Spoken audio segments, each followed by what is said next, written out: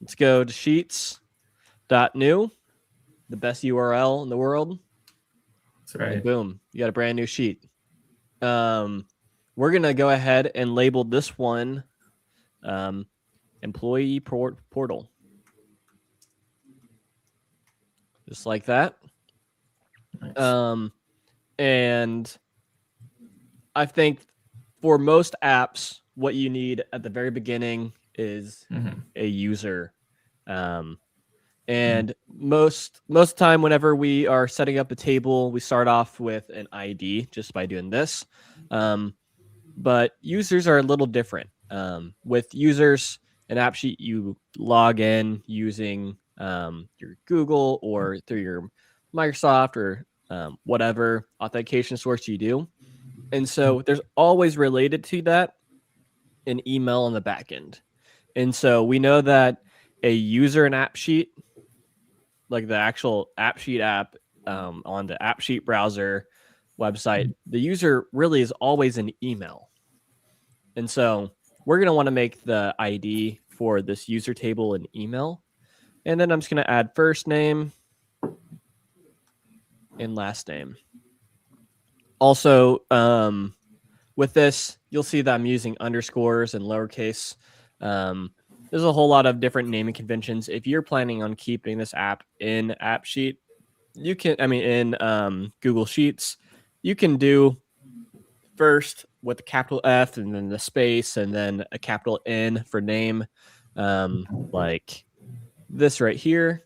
And that is fine. I like to keep this standard just because it's one that's friendly with things like SQL database and so on. And so, yeah, we are definitely going to want the user table to do more than what it's currently doing. But we can explore those ideas as we get to those different features that require these columns. So instead of just dumping all this stuff on what we're going to do with this app, this is, for the most part, what we need. Also, for the table names, I usually do lowercase, and then I name it after a singular record. Instead of saying users table, I say user table. So I think of what a single record is, and then that's what I name the table, rather than what's the whole table.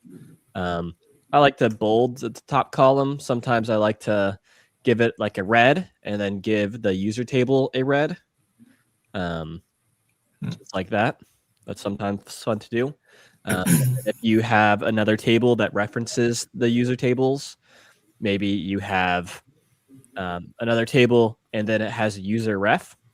And then that ref column, like where you have user ref, that would be red, but it would be green for the rest of the table, shit like that, just to show that connection. None of this gets noticed by AppSheet, that bolding, that red background. AppSheet doesn't notice that. Cam, I had a quick question. When do you recommend instead of using email as your primary key, to use like an actual ID or primary key value? Really, always other than user tables. Right. I guess maybe with the user table. When would be a good instance to use a primary key on the user table? I would almost say never, but maybe if your user table is connected to another data source, maybe you had like it connected to Workplace, like your HR, or you had it connected to Smartsheets as your user table, or if you were getting your users from another source other than their authentication. So like if you're not building the table from scratch and you're maybe importing it, or you're having an integration into another SaaS platform and you want to use that as your user table, that could be an instance. But if it's users that are using the app, I usually do email. Yeah. But like for clients, I don't use email for clients because those aren't people accessing the app. Like the clients table. Yeah. Yeah. So those aren't I have users one. of the app. I've got one instance where this primary key I think is beneficial for the user table was if your email domain changes. Okay. So like if you're an organization and you maybe got acquired and you had an email at company.com, you got bought out by at organization.com. If instead of having the email as a primary key and having to change all the primary key values in the database, you would be able to either do it in AppSheet or some other automation, and then the primary key stays the same. Yeah, that would totally be a reasonable thing if you were expecting your domain to change or if it just happens regularly for whatever reason, for sure. Yep. But so for now, we're not gonna we're gonna create this app, but we only have one table so far, and it's just this. So right now we kind of have a user's app is essentially all it is, but we don't even have to go into AppSheet and open that up. What we're going to do instead is we are going to just go to tools and close tools, then click extensions because I clicked the wrong one. And then you're going to hover over AppSheet and hit create an app. So it's going to create an app. It's going to look at those tables. It's going to look at the email and say, what kind of data type is that? Probably an email. First name, last name. Those are either going to be name columns or text columns, one of the two. But I went ahead and made us an app. We can see a quick preview of what it looks like. We can go ahead and say app at crewtech.com. And we can say, my name is Camron Lupton. And so we can get a little feel of what the app is created. We can see that we can have a form that adds a new record. We can have a view that shows all the ones we have. We can go ahead and say Austin at crewteam.com. We can say Austin Skidmore. Hit save. And so we can see that this view right here is able to show multiple records of this user table that allows you to click into it and see a detailed view of that individual record. It's already set up automations like compose email, where it'll open up your email and start the two pre-populated with this email and so on. You can add records. We can edit ones that already exist and we can delete them and so on. So obviously we just have a user table in, so it's not groundbreaking stuff. So let's go ahead and add in another table. Let's go ahead and start with the resources. And so let's go back to the employee portal column, and I'm going to hit add sheet, and I'm going to say resource. Just like that. And let's go ahead and color this one blue. Just like that. And I'll use ID. Let's go ahead and color this whole column blue with the lowest intensity one that we have. And then I'm going to want to store either a URL or a file. So they can upload a PDF, they can upload whatever file they want, or they can do a URL to a file or a URL to a website that someone in the company would use often. And so what I'll do is I'll go ahead and add a type of what type of resource is this. And in here, they'll probably use like file, or they'll say URL or so on.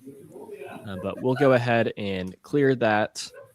And then we want a label. You can call this name, you can call it label, whatever. This is the label of the resource of what it is. We'll say a description. Maybe this is a long text that allows the person who sees the label, they read the description. If they're not quite sure it's the right resource, it's just extra proof that it is. And then we want a file, and then we want URL. The reason why we have two separate ones is because URL is a URL data type, and file is a file data type. And so we can't store the file and the URL in the same column. But what we're going to do is we're going to show file and hide URL if type is equal to file, or if type is equal to URL, we're going to hide file and show URL. All right. And we have more things we want to do with the, there's more things we want to do regarding the sharing eventually, but let's just go ahead and add an icon for the resource, and then let's just say we're done for now. All right, I'm gonna make that bold, and then we're gonna go into our app over here, and I am going to add a new table. It's not gonna recognize it quite yet, but what we can do is reload the page.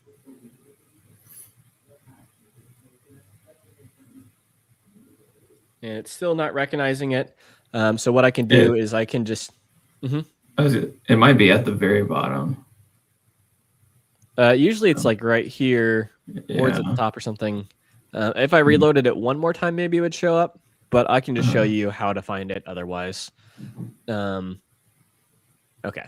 The way you're going to want to find it is you're going to go to your Google Sheets for your email. We have a lot of them because we have a lot of people using this account. But we'll just hit Google Sheets. And then we want to type in the name of the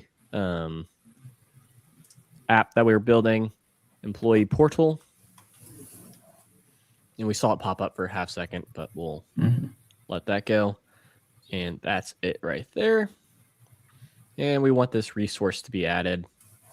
You also have the option of if you want people to update, add, delete these records, or just read it only. But we want to be able to do all those things, and if we want to adjust that in the future, we can. All right.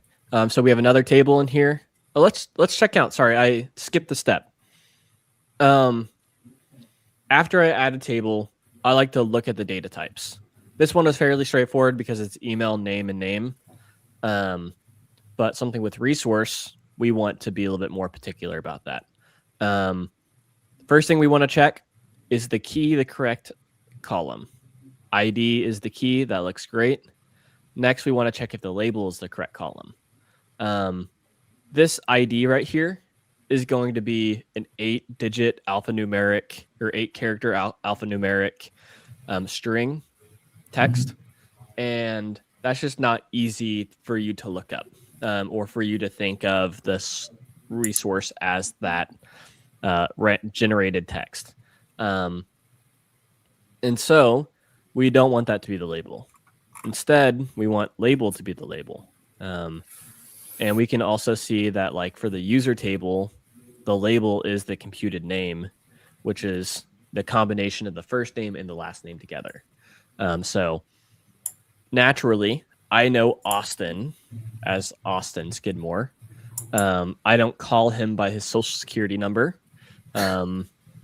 It's easy for me to find Austin by his first and last name. And with a resource, we don't want to look up the resource by the ID, the random generated ID, but rather we want to look it up by the name of the resource. But also with that ID doesn't really have any value to us. It's only there for AppSheet to understand what record is which. So I'm gonna hide it from the users altogether, because not only do the users not need to see it to find records, it gets auto populated with this unique ID right here in the initial value column. And so just reviewing these other things, we have ID, which is the text. That's great. We have type, which we want to be an enum. And enum will be able to feed it a list of options. So we'll the two options we want to do is file and URL. And with this, you can either do a button or stack or drop down. Buttons will allow, if they're short enough, will allow them to be side by side, whereas a stack will take up the full width of the input section, the input container or boundary, and it'll say like file on a full bar, and then under that say URL. But we'll go with buttons, and then drop down will be a drop down. But when there's only two options, drop downs really aren't the best choice. Too much clicking. Mm-hmm. Base type will be text. We added this, so it's going to recognize text anyways. We don't really need to click this. But yeah, let's go ahead and do that. And so we have enum type as that. Label we have as text. Description works great as a long text because it might be a short paragraph or a full sentence inside there. And so we want the line breaks and all that good stuff that comes with a long text. File is a file, and URL is a URL, and icon is an image. That's great. And so what we want to do real quick is when type is equal to file to show this one, but when it's equal to URL to show this one. And so what we're going to do is we're going to click this edit pencil and then go to the show column. We see that right here. You can show and hide a record, but we want to add a dynamic show hide calculation, a formula that shows and hides the URLs.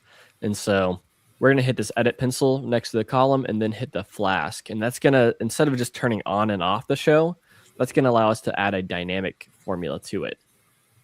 So whenever the user selects the type, so we can go ahead and insert this type column. And this right here in the expression equates to whatever they selected inside the type. And so if they selected URL, just pretend this right here is text that says URL.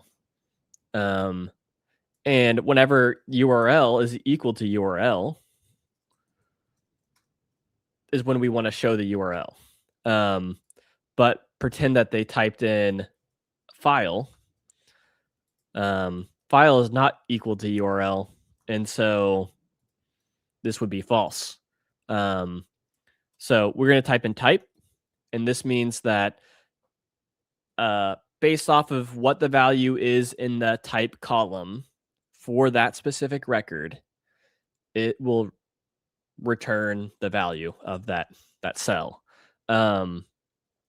And we wanted to see if the value of that cell, of the type cell inside of, if the type value inside that record is equal to file. So on some records, this may return true. And on some records, this may return false. And if it is true, this column will show where they add a file. But if it's false, it will hide it. And now what we want is the opposite behavior on the URL one. And so what we want to do is go to that show flask and go to here and paste that same expression, but replace URL file with URL. And so whenever type is equal to file, it shows the file column and hides the URL because this one is false.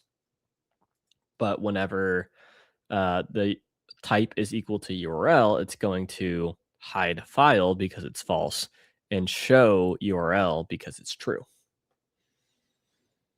Let's go ahead and hit save, and then we can add a view for us to simply see these resources in action. So I'll go to views, and it's actually gone ahead and created us a detail view and a form view for resources, but I'm going to go ahead and create another deck view. This one right here that we had was already a deck view for users. I'm just going to stick with that same one for now. So I will call this resources.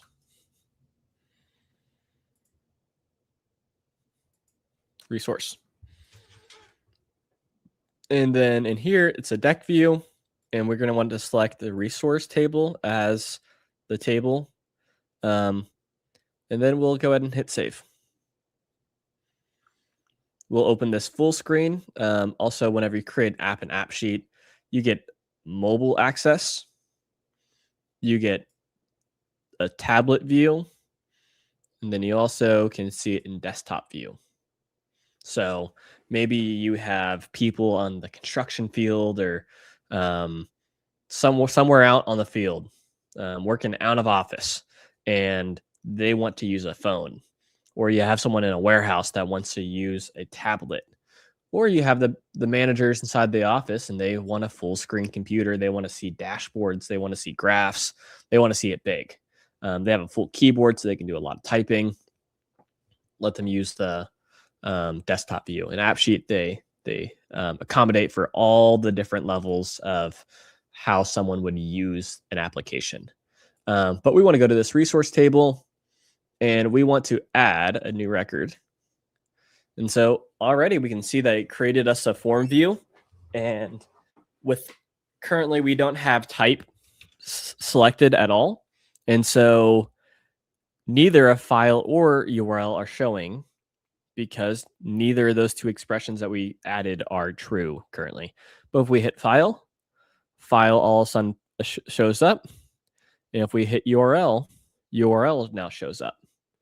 And so what we want to do is we want to go ahead and move over to, I'm going to download a icon for AppSheet training. And I'm going to add the URL to it.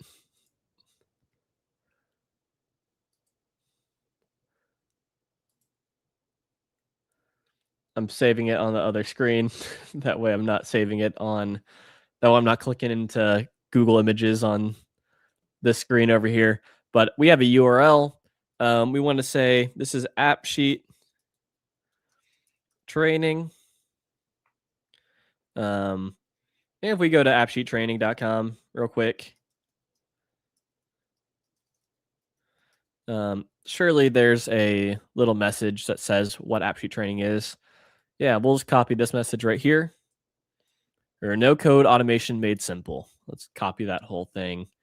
Let's go back into the portal and then paste that as the description. Let's go ahead and do a line break. In the URL, let's go ahead and copy this. If you're confused about what this thing is on the left side, that's my browser arc. Instead of the tabs being on the top, they're stacked on the left side. So I can hide that from you guys, but right now I'm just showing it to you. That way we can navigate through our different windows, our different tabs easily. Let's go ahead and paste this URL. And then for the icon, I just downloaded this file right here and hit save.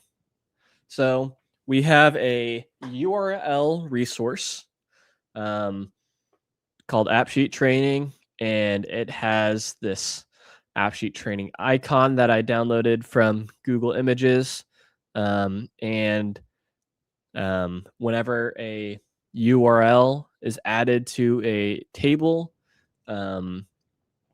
it creates this action right here that automatically allows you to open up a URL value into your browser or phone. So let's go ahead and click that, and we can see it open up to appsheettraining.com, where we currently have a sale.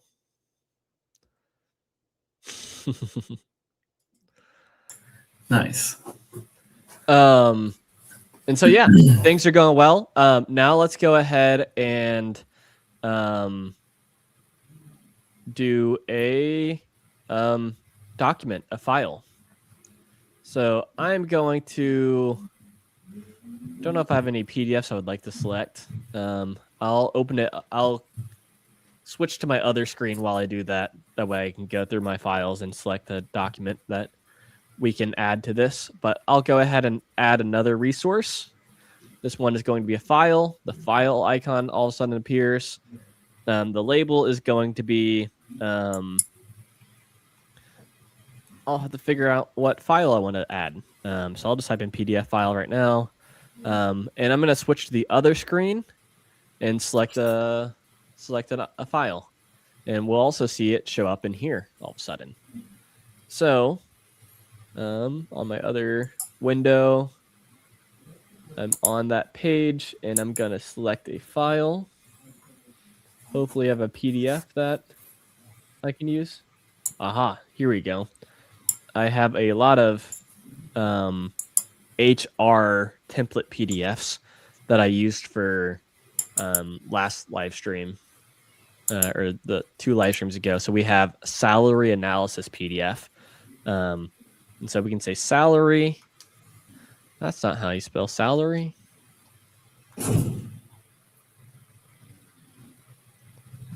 Analysis form.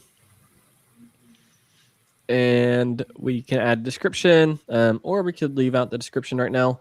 And then what I'm going to want to do is I'm going to want to download a PDF icon, let's say. So on my other screen, I'm going to PDF icon. And I'm going to download a image for us to use right there. And so that looks like a good PNG. So I'll do save image as, hit save, click into here, and grab that PNG. So, oops, open. There we go. So we got a little PDF icon right next to our salary analysis form. That looks good.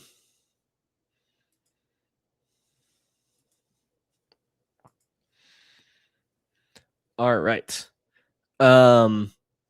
So that is working how we want. We can also click into this open file, and if we click this, it recognizes that it's a file, whereas the other one is the URL. We can click this icon right here.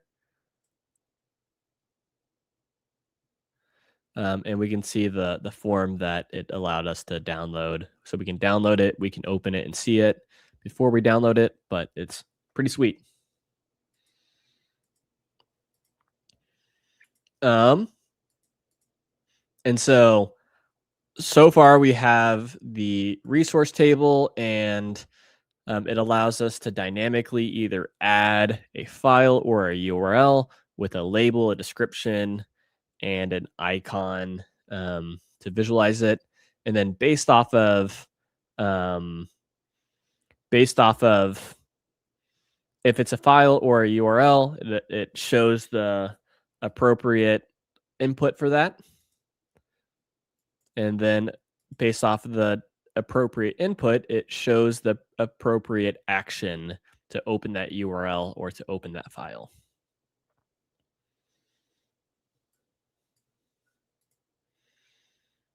All right. And so now if we go back into the app portal, Sheets, we can go ahead and expand this a little bit more to have the apps table.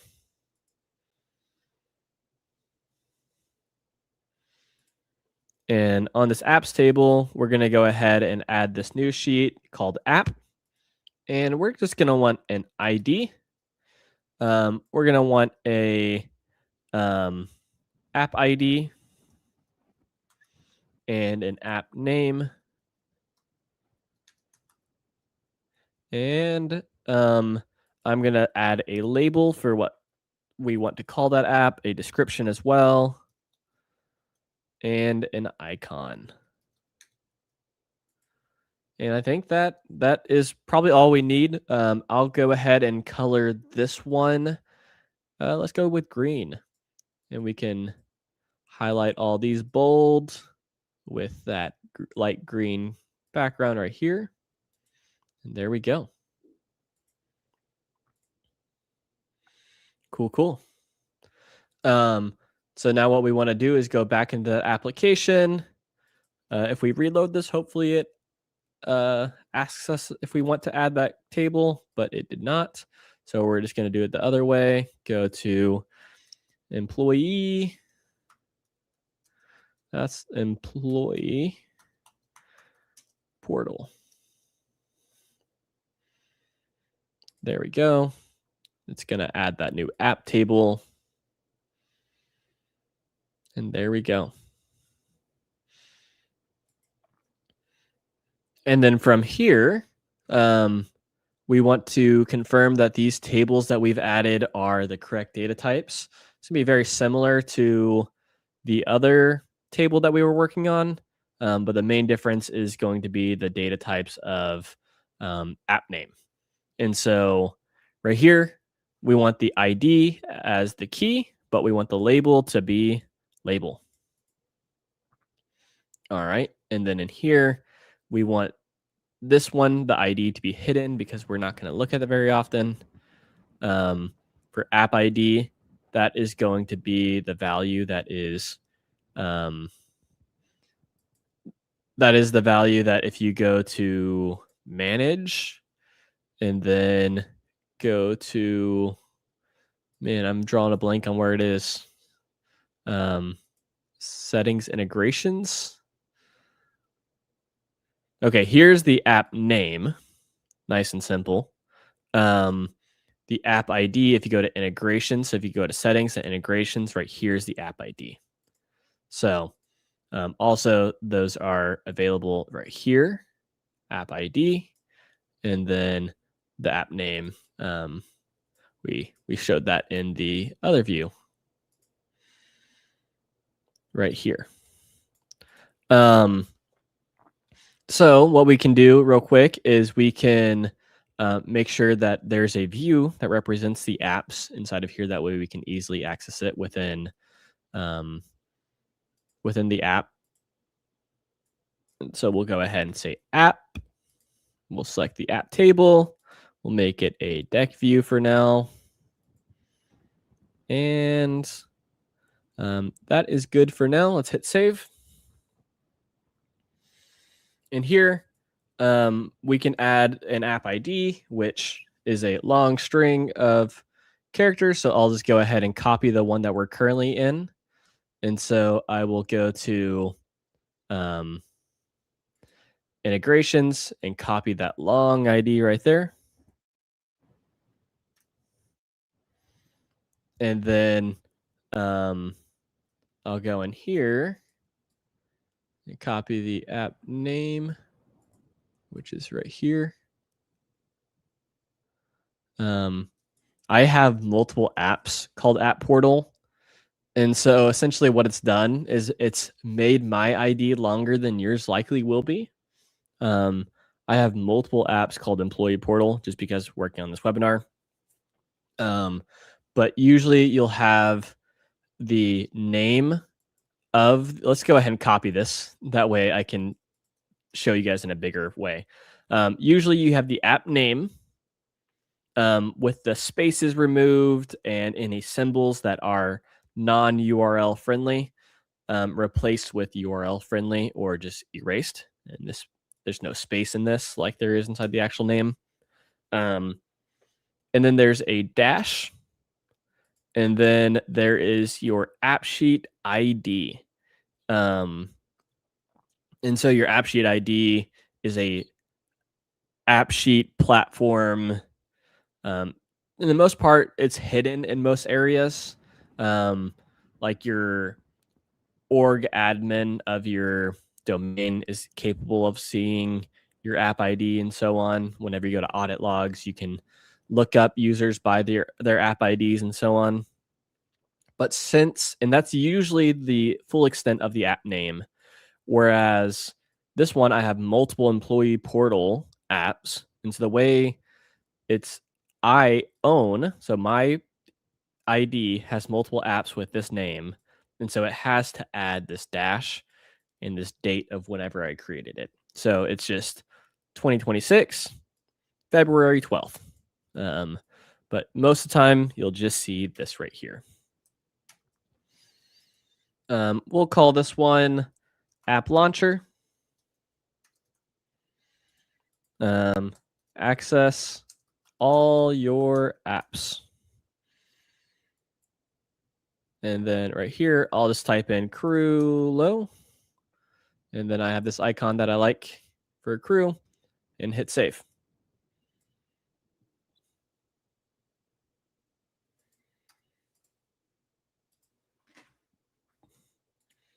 So in this app view, we now have a app record inside of our app deck view.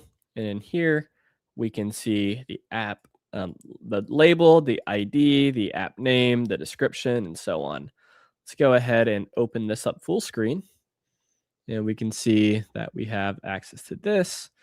Usually whenever you make app name, oh, we did not do that yet.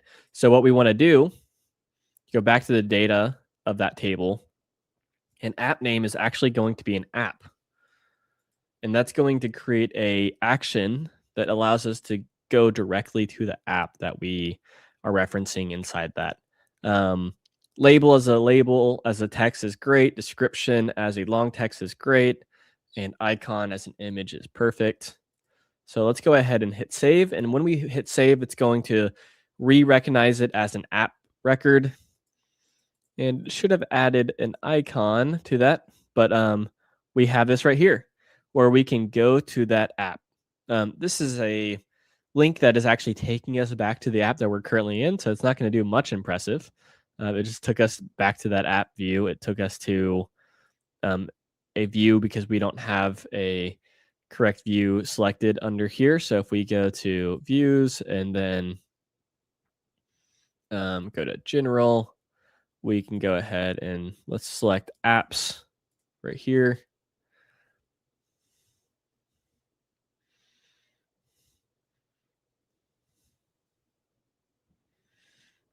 Taking a little bit to sync. We go to app, go to here. It's taking us to a view called fast table. We'll be able to fix that in a little bit. But what I'm gonna do is I'm gonna go to the apps that we used in in our other demos, and I'm just gonna copy paste these same records into the other ones. That way we can see it populated a little bit more without having to track down a whole lot of template apps. So we've pasted in a few IDs, app names, labels for those, a description of what it is.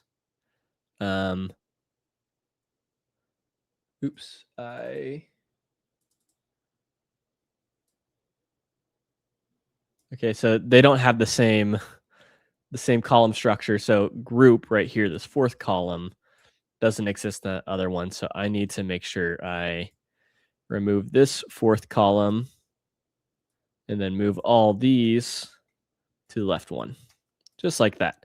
And so now if we go into our application, open it full screen, go to the apps view, we have access to a lot more apps. These URLs that we have inside of here are all accessing app images that are in a different application. And so it's broken these references. We can edit these destination links to go backwards into the other apps folder, because whenever you create an app, it creates a folder. And then inside of the app folder, there's the app images. And what I can do is I can just go ahead and copy all of those. I'll just open up Drive on the other view. And I'll go ahead and copy those images into that app, into the other apps,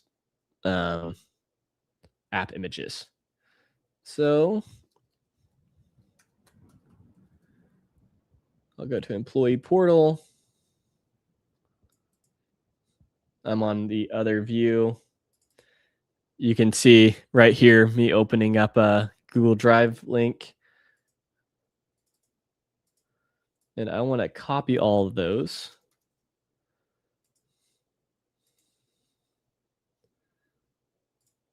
And then I'm going to paste them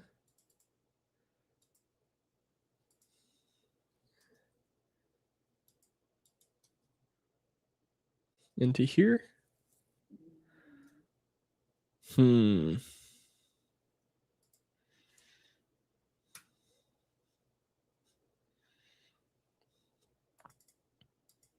Let's see if this works.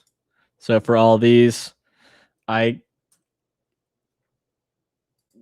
Cam, don't think it's important. Oh, I was just gonna say, is it not showing up in the app? Is that what's happening? Yeah, it's not showing up in the app because these are from another app folder. Right. It might just be the. Oh. It's just like the path link. Yeah. Yeah. So I could just go into each one. And remap it. Yeah. Or I usually just. But I think we can image. Yeah. I mean, I copy pasted them inside of the thing. So I can definitely go into here and go to the icons I downloaded for these in here.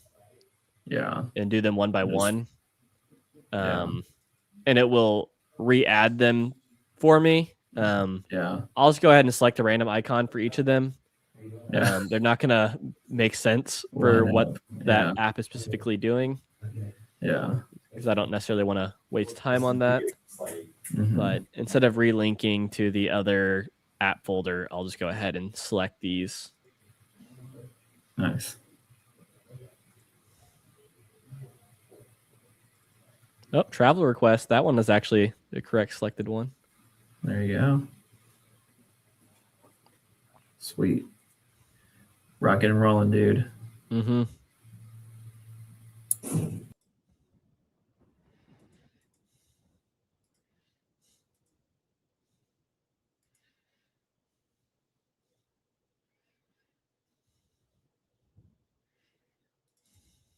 All right. We'll just be content with that right there. We have this view where we can go ahead and click into all these other apps. And all these apps that we have inside of here are all just apps that we have on the AppSheet template store. So it's like the app templates that AppSheet themselves have created. So I'm not linking to any special apps or anything. So if you're interested in any of these apps, you can just look them up on the template, AppSheet templates. Or if you just want to find other apps for you to link to, that way you can practice, you can just type in on Google AppSheet template. But there we go. We have a lot of links to different apps. We can see it's working really well. And so right now I'm just clicking back. What you'd want to do is, since you own these apps on the other end, we don't. These are template apps. What you would want to do is you would want some sort of icon here on the left side, like another view on the left side. That is the apps table and allows you to go back. And it could only have the app launcher in it.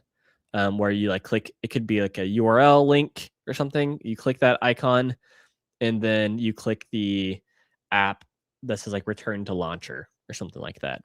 And it just takes you back to this page.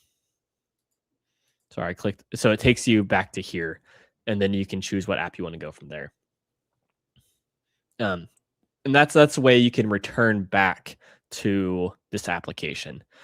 Maybe if we have time, we can show that in action. But we're about 45 minutes in.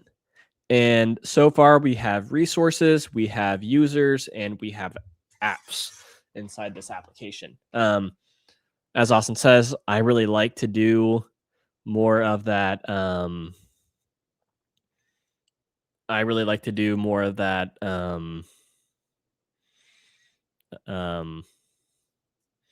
That UX stuff. And so I want to kind of go ahead and add some more of that flair into here, make it look a little bit nicer.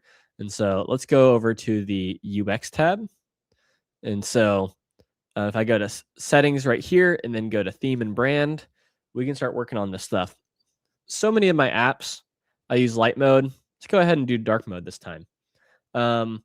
Within AppSheet, the usual like standard I use is if they are working outside, always use light mode. If they are a field worker and they're working out in the sun, you don't want them to have their brightness all the way up just in order to see and have to put their hand over their phone to create a shadow for them to be able to read things, and have it just to have it in dark mode. If they're in the bright sun, you want it on light mode. It helps. And if they are in office, do whatever the end user like prefers. And so over here, we've created a little website for our brand colors. So I will open this up. This is something super useful for us here at Crew. But we have our brand colors right here, and I can go ahead and select. We have our AST colors and we have our Crew colors, and I'll go ahead and select a color for us right here. I'll choose this color right here of Crew Blue, and so this is going to copy it into my clipboard, and then we can go ahead and go back. And we can add that custom hex code into here. And so that is that Crew Blue that we have. It's a darker shade of that Crew Blue. And now we want to say, how do we use that color? We can have it where it's just that top portion, or we can have it dark mode and have it select like that based off the one we're on. I like this one the most, I think. For dark mode. For light mode, I think I like the other one more. For this app logo, I'll go in here and select one. I should be able to find the icon I want. Let's just say app low or Crew low. Let's see. There we go. That icon. And then we want that icon to show inside the header. So we have the Crew logo up in the top left. I don't care for a launch image. I don't care for a background image. We have our Crew color. We have dark mode going. We can show the view in the header right here. I kind of like that. And then for hide menu view, we don't want that. We will want to have views inside of here. Roboto is just fine for me. I wish they would allow all of the Google fonts. AppSheet, you're owned by Google. Just access all the Google fonts. AppSheet, please. It'd be beautiful to have more options than this. Open Sans is pretty nice, but Roboto, it just feels right. Roboto on AppSheet because that's what it defaults to. But let's go ahead and hit save. So we've done the overall app branding and theme. Let's go into these individual views and fix these up. I don't think the average user should be accessing this view very often. So we're going to go ahead and go to the views, and we're going to kick this one from primary view being down here over into the sidebar. So we're just going to go ahead and move this to menu. And so now we only have, I moved app over. Oops. So actually I want all these in menu view because we're going to have a my apps and a my resources view. But for now, we want all these inside of the menu view.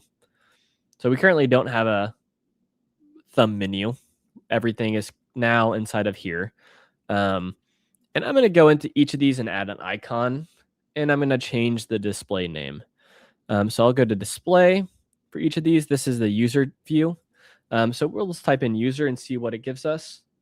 I like this one where it's like a team of users. And we'll say users. And then for resources, I like to think of the resources as a URL link. One thing I like to do is anything that is a menu view, I like to do a thinner icon. So as you can see, all these icons have 3 different thicknesses, like a heavy one, a medium one, and a light one. Anything that I put in the side menu, I like to have as the thin one. So let's go back to users and select the thin one for that. And then for app, I want to select this computer screen. Just like this. This one looks the most simple. I'll use that one. So a little computer monitor. Okay, so we have, let's go ahead and hit save and view this full screen. There we go. So we have this app view where we can see all the apps. We have our resources, and then we have users. Currently, we only have me and Austin, and that is fine. But what we want to do next is control how we share stuff. But before we do that, let's make sure that we are actually happy with the views that we have and how they look. And so what I'm going to do is I'm going to, let's try to make this one right here a card view. That one might be cool. So we'll go to card view and let's see which one we like the most. I think I might like this one the most. So we'll make sure that the icon is right there.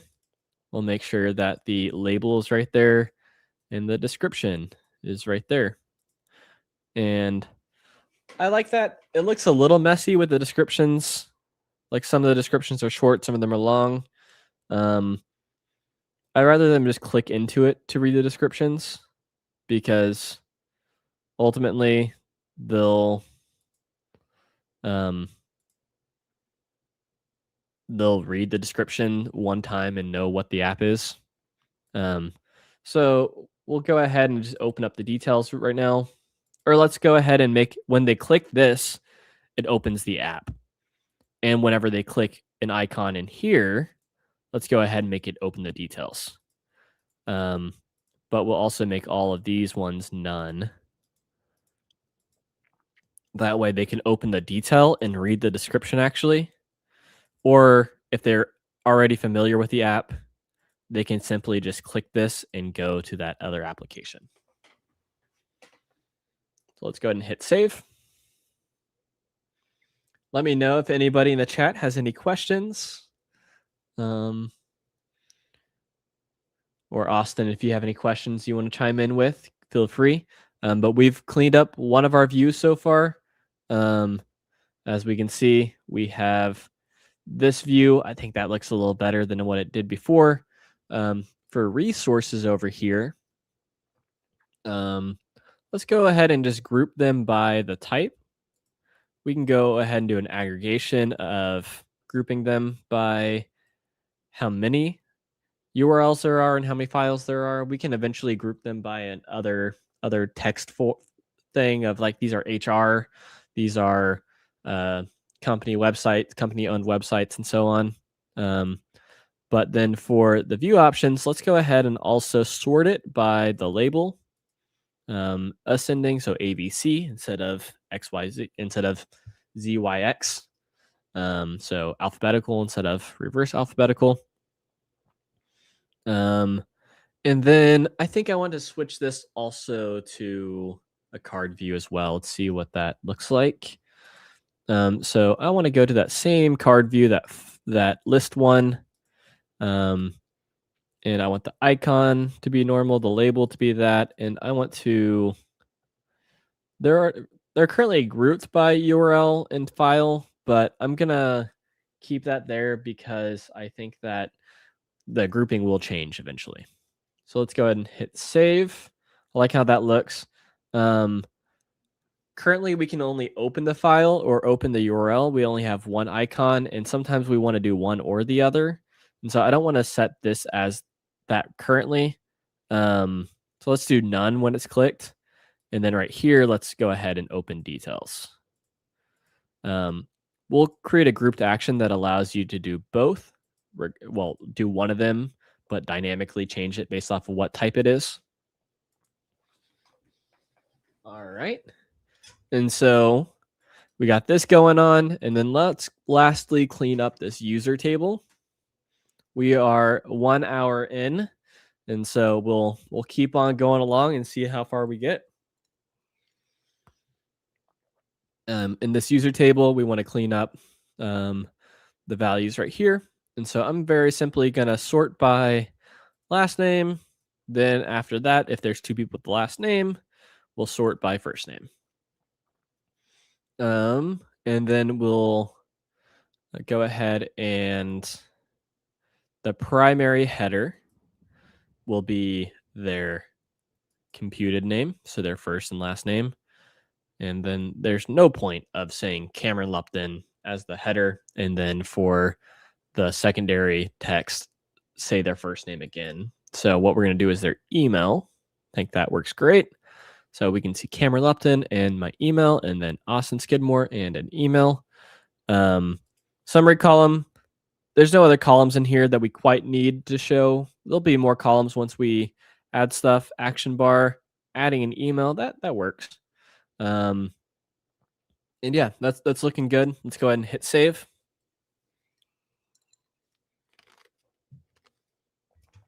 All right. And so next, what we want to do is we want to show apps and resources that are shared with individual users. So what we're going to do is we're going to go into our data, and we're going to add users shared. And this is going to be a list of users who have access to this application. And what we're also going to do is we're going to go to the app, and we're going to paste that same column right here. Hello, good evening. For me, it is currently 10:30 a.m., but good evening to you. I'd love to hear where you are, where it's evening. I'm sure you're somewhere cooler than Texas. Somewhere probably more fun. But Texas has HEB, so really, where's better than Texas? You guys can't see it, but Austin is smiling, and he loves HEB. That's right. That's right. Leaves. All right. So next we just added those two columns, and this actually is a time for us to learn real quick. So we've already added this table into the app, and we just added a new column. And then we added a new column to this table, and it's already in the app. And the app already knows this table to have these list of columns, and it's not familiar with that one that we just added. So if we go ahead and hit reload on this, it's going to freak out. If we go ahead and like edit something, oops. I opened up a different app. But if we go ahead and just like edit something, let's go ahead and edit this and add a space. Oops. Add space and hit save. Honestly, right now it's not freaking out because it's at the very end of the table. But AppSheet eventually will freak out that there's another column in this table that doesn't exist in the app yet. So what you're going to do is you're going to go ahead and regenerate. You're going to regenerate and add this column. So whenever you regenerate, it's going to recognize the missing column, and it's going to incorporate it into the AppSheet app. So we added a column to the app table and to the resource table. So we have to do them one by one. I'll real quickly share some tips with you with regeneration. I just have done consulting with clients, and we'll see that some of them get really scared when regenerating stuff because they might have broken their apps when doing so. And I want to teach you guys real quickly how to not be afraid when you do that. So whenever I regenerate a table, what I do is if I'm wanting to delete columns, I can delete as many columns as I want, and it's not going to break other columns outside the ones I'm deleting. So I would delete those columns and hit regenerate. If I'm wanting to rename a column, I can rename those columns and it won't break when I regenerate. Or if I want to potentially move file and URL to the end, I can do that and regenerate and won't break. What causes your app to break when you're regenerating stuff is really when you're doing a lot of those transformations at the same time. So when you're deleting columns and renaming them and moving them, AppSheet is just physically not able to track. Did you move these columns or did you just rename them? Did you add a column or did you rename it? Like if we delete this column right here and then add a new column right here, it's like we started with 8 columns and we ended with 8 columns. Did you take away the 4th one and then add one at the end? Or did you just rename columns 4 through 8 and just rename them the one that the next one would have been? It's hard to explain. And that's the reason why it being hard to explain is the same reason why it's hard for AppSheet to understand that transformation. So just keep it simple when you're regenerating. Add a few columns at a time, delete a few columns at a time, rename a few. Just don't do renaming and adding or adding and deleting at the same time. And you should be good. All right. So what we've done so far is we've gone ahead and cleaned up all of these views. We haven't quite cleaned up the views of when you click into the detail views. We can focus on that after we do this other stuff because it's going to require us to add a few more columns into here. But we just added a users shared, and we want that to be an enum list. So we want this to be a drop down of all the users in the app and select which users get to see this application in their list. And so we click enum list, we go into here, and we want base type to be a ref because we want to reference the users. And from there, we want to do the users in the app. So we'll be able to select multiple users within the app that we want to share this app with. Then we'll need to go to data validity, go to the valid if, and we want to type in the user that we want to pick from, and then the ID of that table, which is not ID. The ID of the key of that table is email. So again, for the valid if for references of this enum list type, we want a table that we're picking from, and then the list of IDs from that table. So we'll go ahead and hit save, hit done. And then we want to do the same thing for the app table. So we'll do enum list. We'll go down here, hit the edit pencil. Base type will be ref.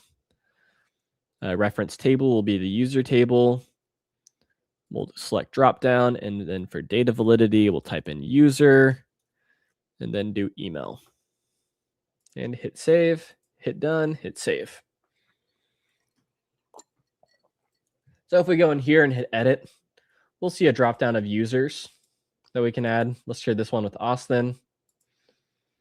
And if we go into the other resources right here, let's go ahead and share this one with me.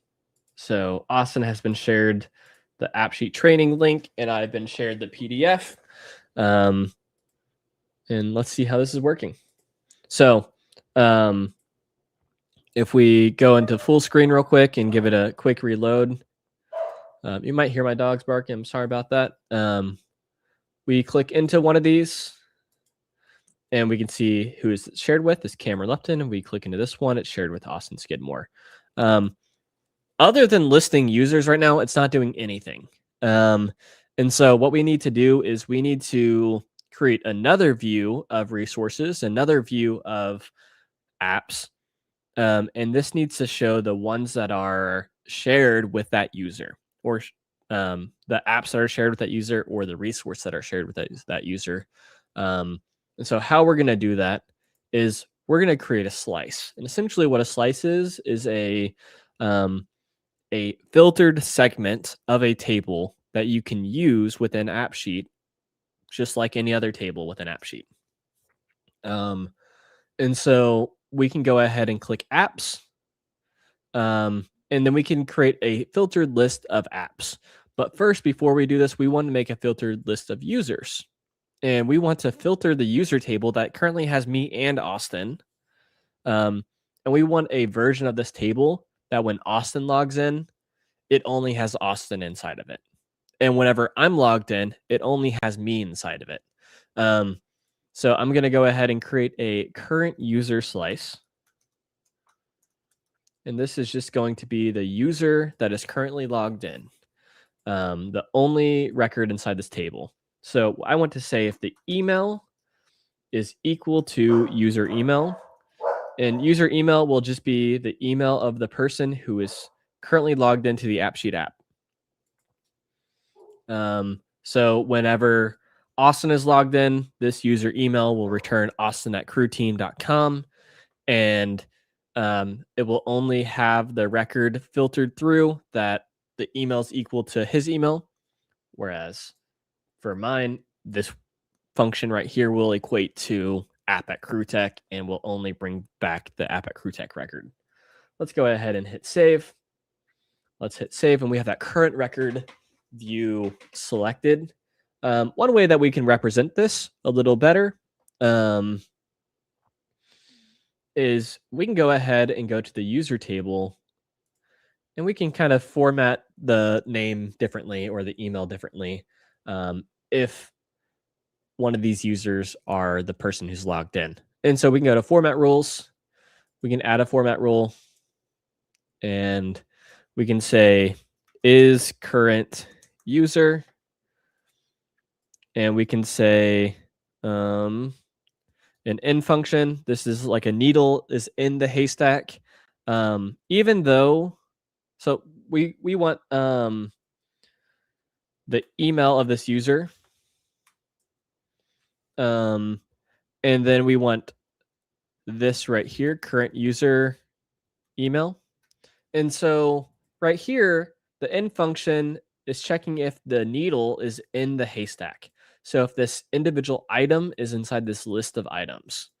In this instance, the current user table is only going to return one record, but it's still looking at that as a list. So sometimes this list has one record. Most of the time, this list has many records, and it's checking if this email is in this list of emails. So it's only going to return the record of the current user is what this is going to do. It's going to be really simple. And so we can go ahead and hit save.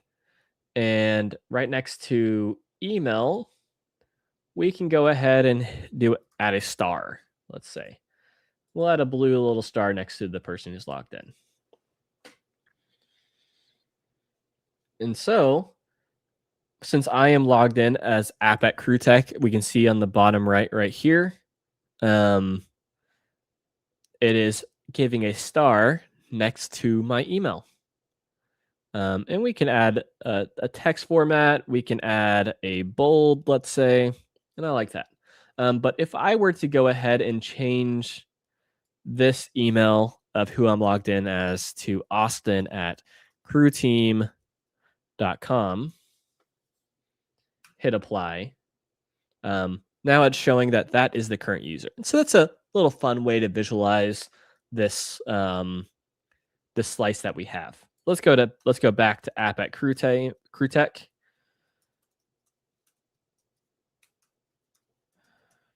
All right, I'm gonna take a sip of water. And so now we have the means of telling AppSheet which user we are in a really easy way to use. And so what we can do is we can go to app, and we can make a slice of my apps. So these are going to be the apps that have been shared with me. We're going to extend this a little further if we have time to have teams and everything. But let's go ahead and create this expression. And we want to say if the current user, again, we want the current user's email. And this is a list, not a single email. It's a list of a single email, but it's still a list. we want to retrieve that first item from here. And so this is going to equate to my email. Again, you could do user email, but this also accommodates, like Austin was saying, if you use an ID instead, you can use this idea still too. But we want to check if that email is in the list of users shared.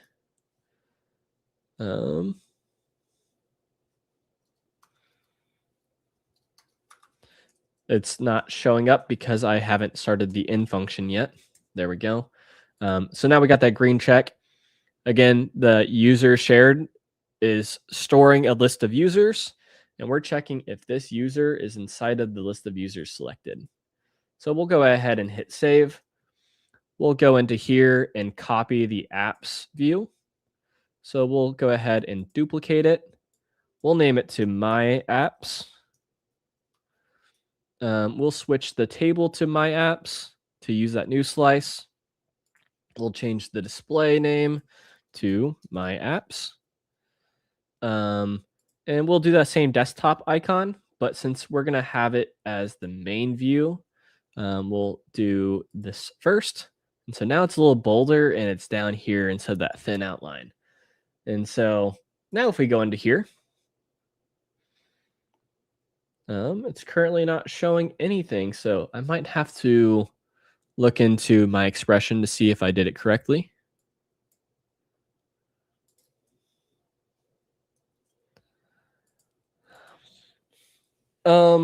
Is there a way to print restaurant bills directly in thermal POS printer without preview? So I assume you're talking about like opening up a file in preview and then hitting print through that and it using your native preview print function and all that stuff.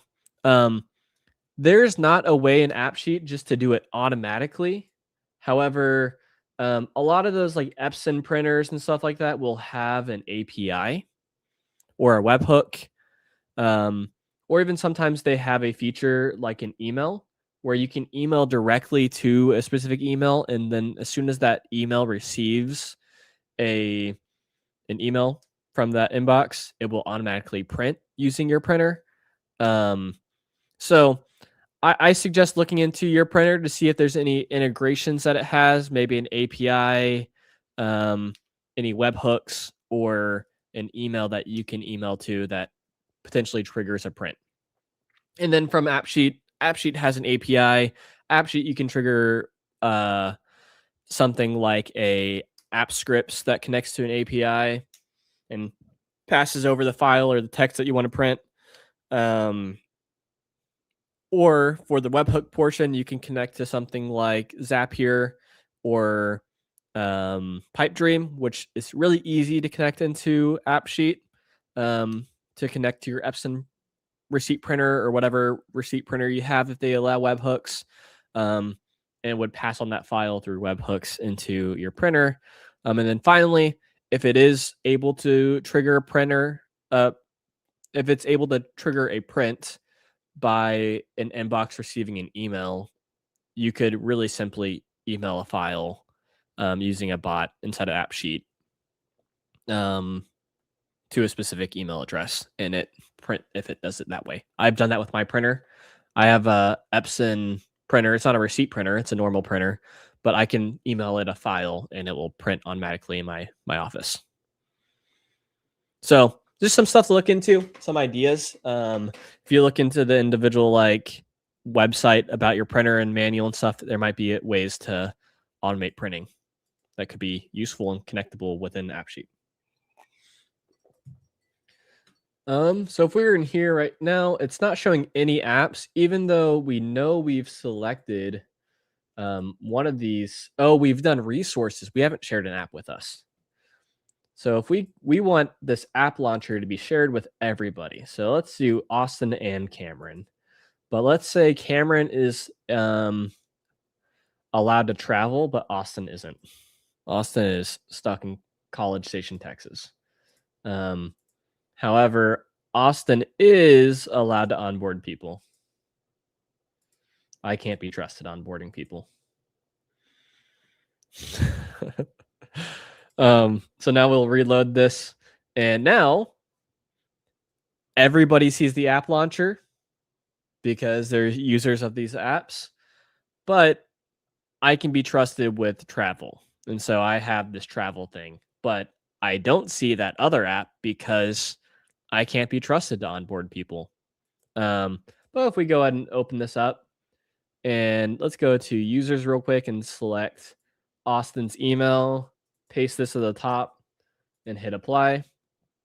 Now we're viewing this as Austin at Crew Team. And guess what? He can't travel. He's stuck in College Station, but he is allowed to onboard and train people. So he can go to that app as much as he wants and go ahead and onboard people. Great. Now we want to do that same process for the resource table. And guess what? In the resource table and the apps table, we have this column with the exact same name. And so that's going to make it really easy for us to take this expression. I'm not going to copy paste the whole window. We're just going to copy paste that expression, and we'll paste that inside there. Oh, we got to click in and then paste that. That's weird. I hate when I do that. It's weird. Let's remove that description. Hit save. We'll call this my resources. Sir, how to print restaurant bill directly in thermal POS without preview.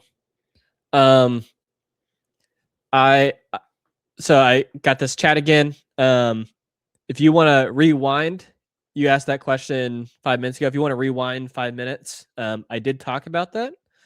So if you missed it, I'm sorry.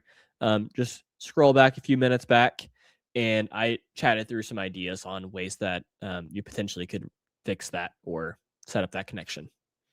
So if you just go back 5 minutes in the live stream, you should be able to see that. All right. So we have this new My Resources. Now we want to go and copy the resource view. So we'll duplicate that. We'll label this one My Resources. We'll want to select that new slice right there as the data. For the display name, we want this to be My Resources. And then for the link, we want a bolder link. And then up here, we want to change this to last. And so now we have two views inside of here that are down there, and we can go ahead and check this out. Going back into here, we have my apps, my resources, apps, and resources. So this is all of them right here, whereas these are just hours. The ones for the person logged in. So what we have in here is let's focus on resources. I have shared this one with me, but the other one is only shared with Austin. So if we go back to Austin at Crew Team, so Austin at crewteam.com, hit apply. We can see that he has the AppSheet URL, the AppSheet training URL, where I only have that salary analysis PDF. Please video on print. With that, I think I would love to do that. But it's an integration. And so I'm referring to this for people watching after the stream that aren't seeing the chat. I think it would be awesome to make a video about that. But one thing that is hard about that is that it's an integration to an external platform, an external printer, to Epson's API or to some other company's API or webhooks or something. And it's very particular to that printer.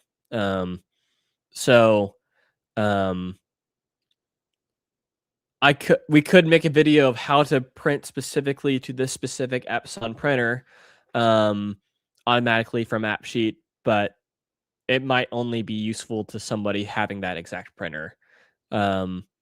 So I think it would be a really cool video to talk about the different ways that you could potentially connect to a printer, without having to do all that manual preview and like downloading the file, previewing it, then hitting print on your actual like native OS. But it probably wouldn't be targeted towards a single printer.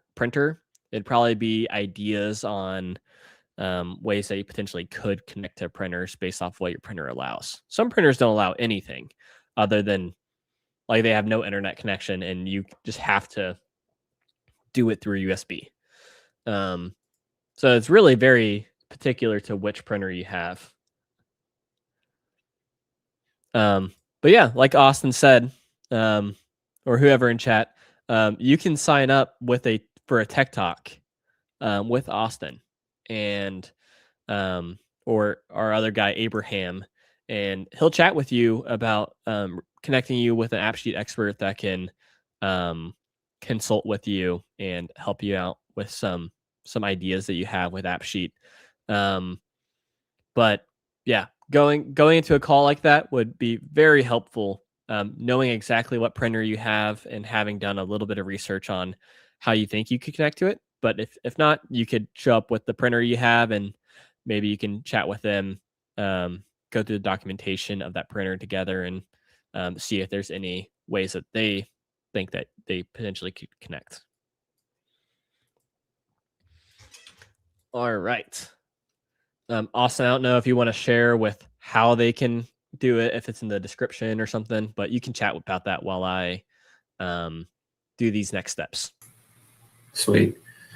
Yeah, I was just gonna say it should be in the description. If it's not, we'll link it there, and I can also throw it in the chat thread for you as well. And we actually have some cool new updates to the AppSheet Training Pro membership coming soon. So you might be able to get support over there.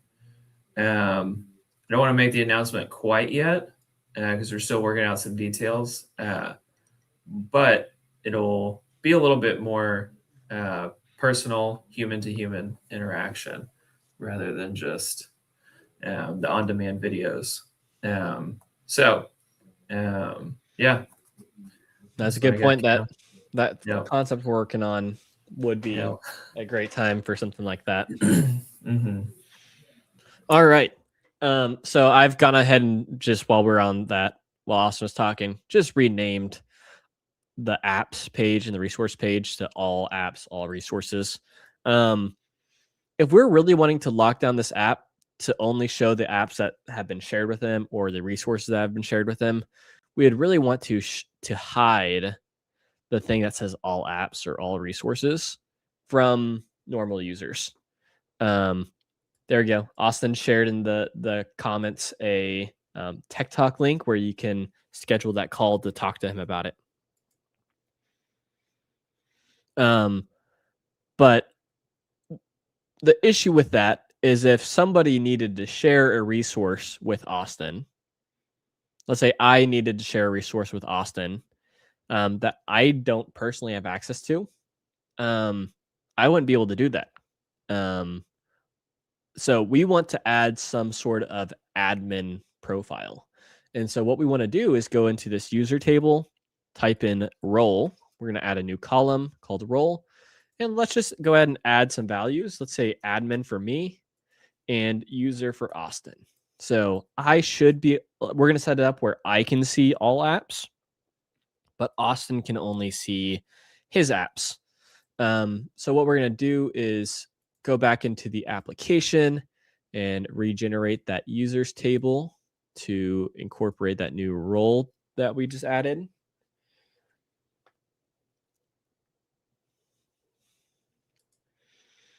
And users role is going to be a enum, and it's going to be the values are going to be admin and user. And then also what I want to do is I only want the people to be able to edit this if they are an admin. So I'll say Update behavior down here, editable. Instead of just saying yes or no, it can be edited. I want to edit it only if they're an admin. So we have that current user function, that current user slice, and then we want to return their role. This is going to return a list of roles, and so we want to return just that one of the current user, and we want to check if they are an admin. If they are an admin, they can edit the role, but if they're not an admin, they can't. We want the same expression on the user shared, where only admins can edit who these apps and resources are shared with. So we're going to go to the edit pencil of that column, and we're going to scroll down to update behavior, go to editable, and boom, share that. And then go to here as well, go to update behavior, go to edit where only admins can edit it, and hit save. And then the last two things we want to do is we want to hide all apps and all resources views from non-admins because they don't need to see all the apps. So I'll go to display, and then the show if for that view is right there.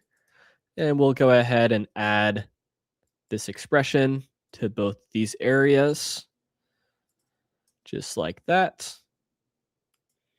And so now if we hit save, and then we go open up full screen, I have some syncs that aren't saving. So let's go ahead and reopen it another way. Here we go. So I'm currently viewing as app@crewtech.com, and I'm an admin, so I see both all resources and all apps. I'm also capable of changing someone's role to an admin, but we'll see soon that Austin cannot do that anymore. I'm also capable of going into the My Apps to all apps, and I'm capable of editing who can access it. Let's see what this experience now looks like for Austin, who we should have revoked access of that stuff from. So we'll go ahead and apply that. And so if we go to edit now, he can't edit his admin or user status. He also doesn't have those two views that we mentioned anymore. So he can't change that. He only has access to his apps, his resources and his apps. Super, super awesome. Just right off the bat. Super helpful. Let's go back to my profile.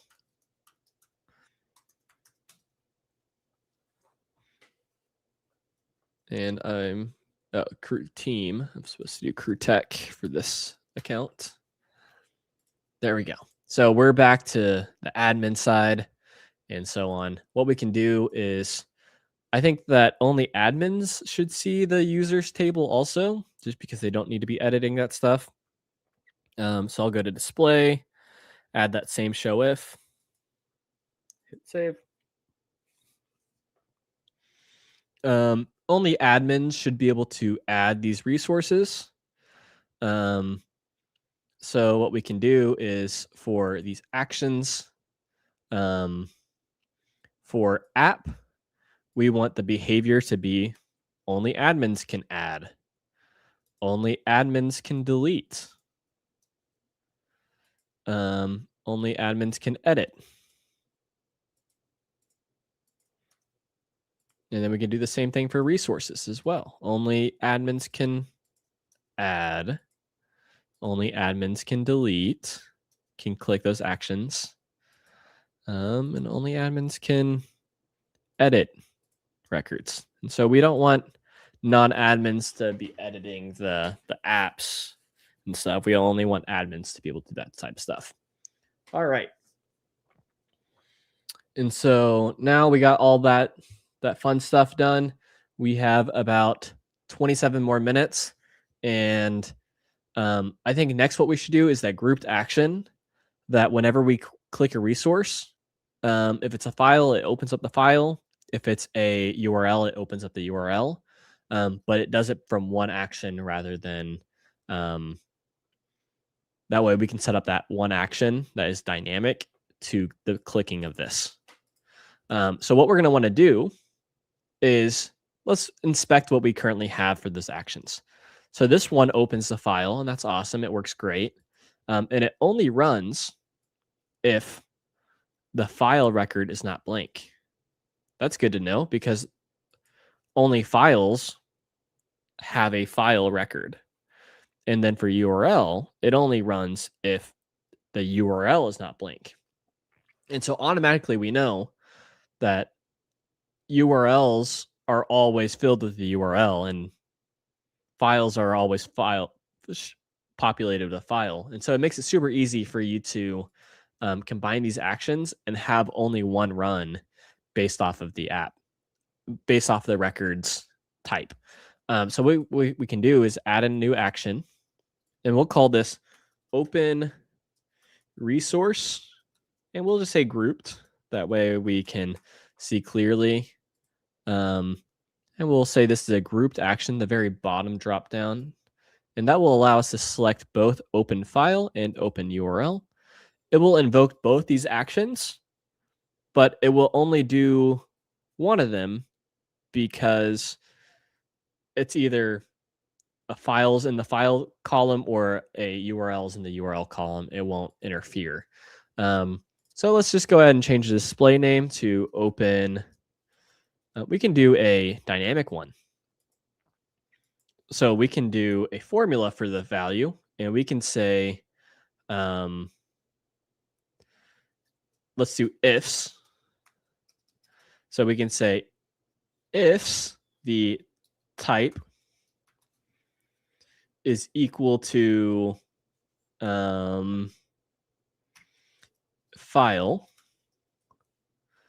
We can say this text right here. We'll say open file, and then we can also get fancy with it, and we can concatenate the label.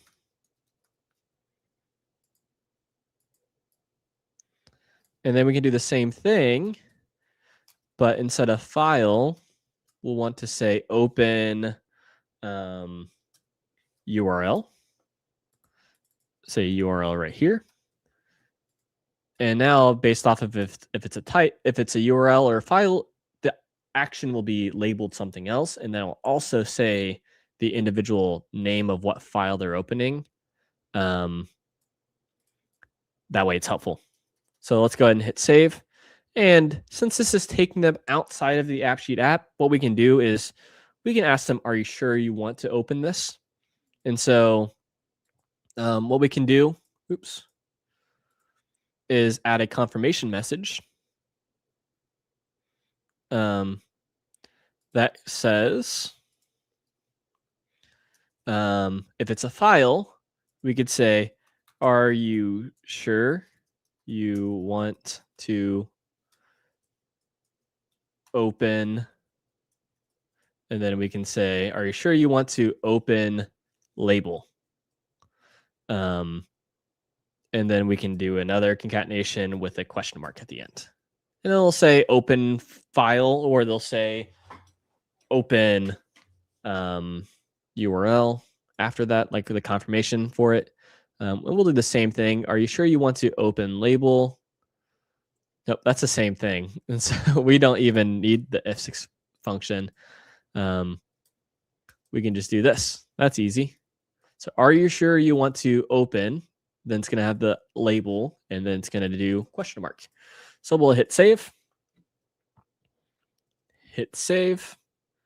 And so currently we have it just as an icon that is showing.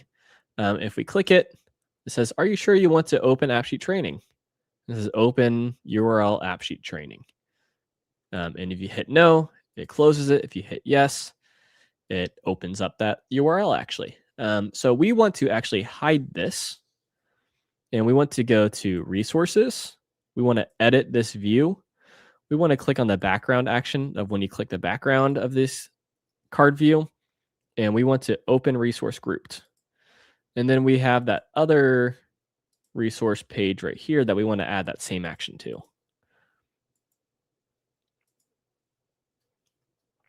So now when we're in this application, and let's give it a reload just in case, when I click this, it's going to make sure I want to open up this URL, and it's going to actually open the URL. But also with that same grouped action, when I click this PDF, it's going to open the PDF. So with the same action, it's splitting in logic and doing one action or the other.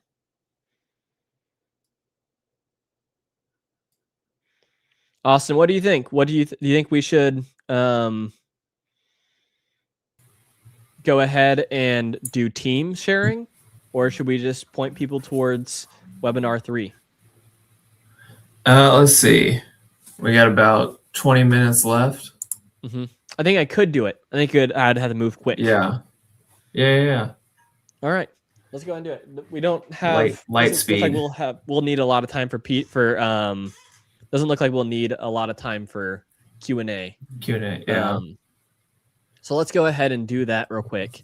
We need to add a team table. If you have a hard time following along with this, I'm sorry. We're trying to move quick. That way we can just add more content into this stream for you guys. But we just want an ID for the team and a team name. It's gonna be super simple. We're going to want to change the color to, let's do purple for team. I want to make it a darker purple. That feels too dark. Really shouldn't be caring about this right now. Let's go ahead and add the purple color to it.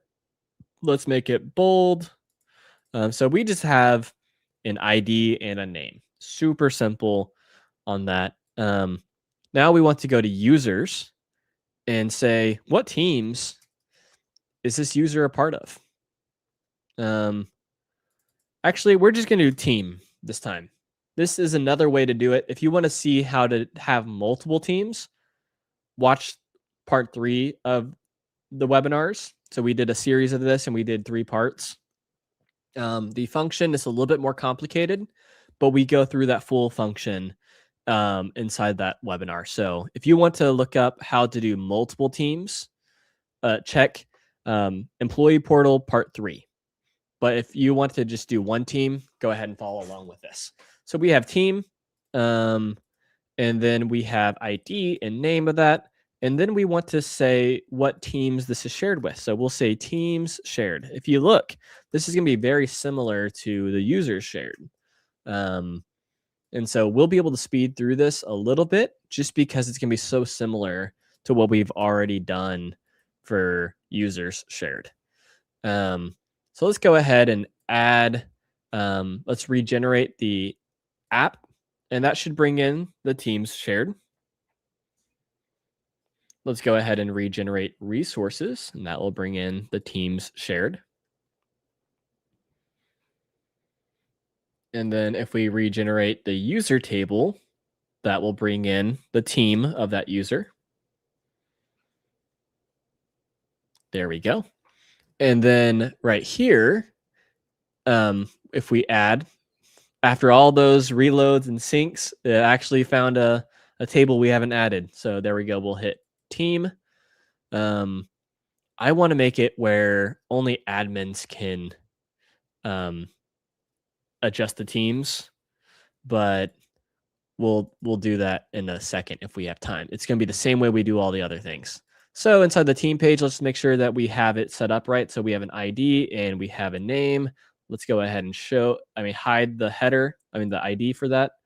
Let's go to views, create a new menu view. I'm going to go speeding through this because it's very similar to the other views we've done. I'm going to make this a table view. We'll call this teams. We'll go down to this display and do teams. And I will make that a capital T. We'll say like this is a team, a group of people Whereas this is users. This shows like a bracket of them. Maybe that helps signify that a little better. It's supposed to be a chalkboard, I think. But now that we have that, but we need to select the right table for that. We have a table view. And so now if we hit save, we should be able to go into the portal. Let's give it a little resync. Is it not showing it yet? All right, let's make sure is it showing up in this one? It is. So let's go ahead and reopen up that screen.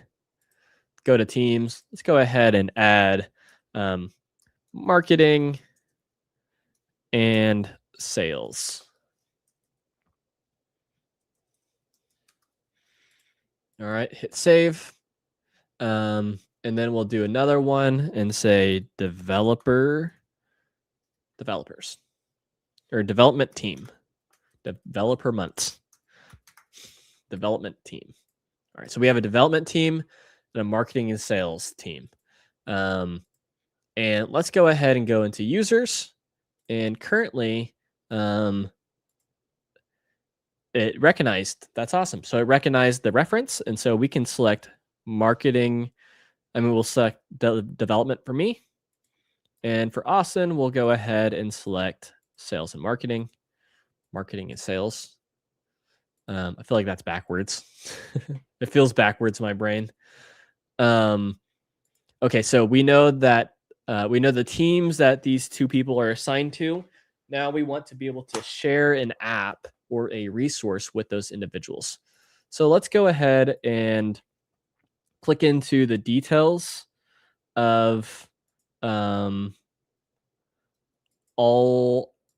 let's do all resources or all apps. Let's click into the details of here. Let's do a quick edit of users shared and teams shared. That way down there, there's just drop downs. It's currently showing a text field. We'll have to fix that. Let's go to all resources as well. Click the editor for that view and then do this. Click into one of these, go to the editor of that detail view.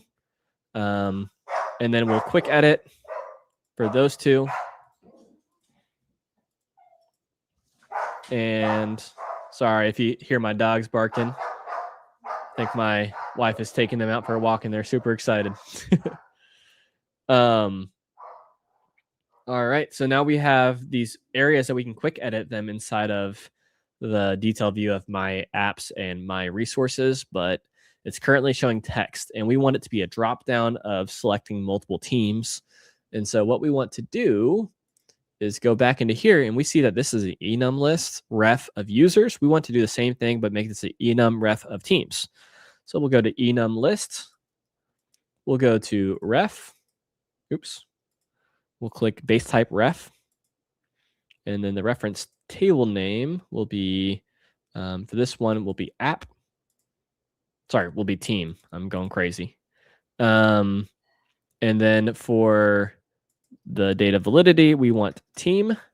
And then we want the ID of team. So we want to return a list of all the IDs inside the team table. And then for resources, we want to do that same thing to this table. Moving quick. Feel free to rewind if you're needing something twice. This is a list of teams. This is going well. We'll hit save. So now we can see that it's a drop down of teams. It's not going to use the valid if until we hit save. But essentially, now a admin can go into all resources and say, let's remove the users that these are shared with, or let's add another resource. So we'll say crew website. And we'll say this is a URL, and we'll say crewtech.com. Icon will be that crew icon that I like using. And then it will be shared. Oh, it's not showing the teams. I might have to check why that is. I thought it would be working now. Okay, so it's not showing the teams. But we know that in here it's team and ID, so it should be showing teams inside there.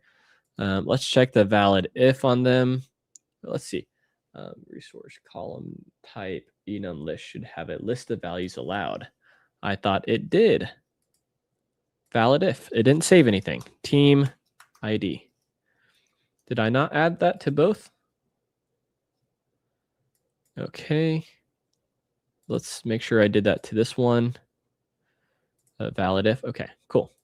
So now if I hit save and then reload this, edit it.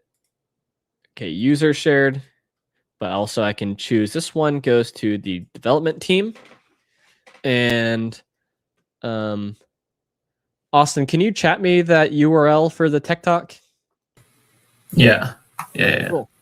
And then I'm going to add another resource real quick. And this one's going to be Tech Talk. I'm going to use the same icon. And then I'll say sign up to chat with Austin or Abraham to see how we can help you. So Austin is sending me that URL link, and so I can go ahead and copy that, add it into the URL, and then we'll share this with marketing and sales because that's appropriate. Let's hit save. And so now we have Tech Talk and URL. Let's go ahead and so I am a developer, and this one is shared with the developers. This one is shared with marketing and sales. And so let's go ahead and set that up where I'm a developer. I should see that resource under here for me. And Austin being a sales and marketing, when he's on resources, he should see the Tech Talk link. That way he can access it and copy it and share it with people. Mm-hmm. So let's go ahead and do that also with one of the applications. Sales developer should see the project management one. So the task tracker should be available to development. But sales and marketing should see shift management. Doesn't really make sense, but we'll just say that's the case. Yeah. So we want the ones that are shared with your team or the ones that are shared with your user to both show up right here because they've both been given access to you either through you being you or they've been shared with you because you're a part of a team. We have 9 minutes to go ahead and do this, so let's go ahead and knock it out. We set this up very similar to sharing with a user, so it's going to be really easy for us to make these changes. So what we want to do is go to My Apps, and we want to just extend this to make it not only things that are shared with that user, but shared with that user's team. So what we can do is go ahead and copy this and paste it. And we want it to be either shared with a user or with a team. So we're just going to wrap it with an OR function. And to give it some space, that way we can separate what we're thinking about with some space. We're just focusing on this right here. I copied the one that checks if the user is shared, but we want to return, instead of the user's email, we want to return their team. This is a reference to the team. And if we go ahead and change this to teams shared, it's going to check if the current user's team is in the list of this app's teams that this one is shared with. It's going to be super easy. It's going to be awesome for us just to copy this over into my resources as well. So we'll just replace that function with this one. Hit save. Hit save. And then employee and into here, right here, we can see all of a sudden I received, as a developer in my development team, I have received this task tracker. Whereas Austin, let's go ahead and real quickly remove me from that team.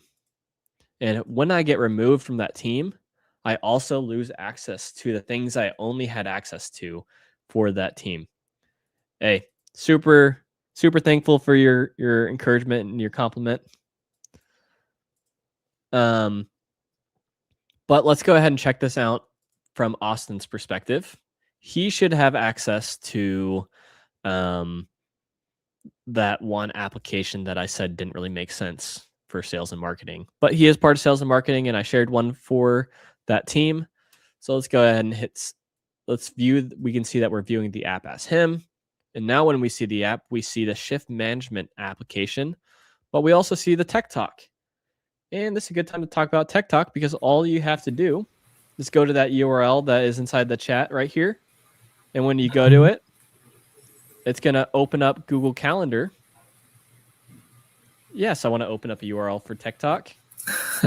And it allows you to see the availability of Austin and Abraham, where you can schedule a Tech Talk and chat with them about what your AppSheet needs are, whether that's consulting or you want us to build you an app. But yeah, I'll go ahead and pass this over to Austin. Man, what a transition. That was perfect. All right, y'all. Well, thanks, Cam. Yeah, and if y'all need to book a call, just go ahead and click on that link in the chat or the description. And then there's free resources available at the Chrome extension, Chrome store. If you need that AppSheet toolbox, we have that available there for free. And there's also a free version of AppSheetTraining.com, blogs, live streams, resources. So go ahead and head over there, sign up for an account, and then you can get these live streams straight to your inbox. And then quick next steps, make sure to like and subscribe so we can keep doing these live streams weekly. Thank you, Cam, for the 2-hour session today. Built an app from beginning to end. Hope you guys enjoyed that. Yes, sir. And then, like I said, go ahead and register for the live streams at appsheettraining.com/livestream and sign up for your free account over there. And all of this is powered by Crew Technologies. And if you need that direct support, that's where the Tech Talk comes in. But with that, thank you guys so much for joining us today. Thank you, Cam. And we will see everyone on the next one. Y'all have a great one.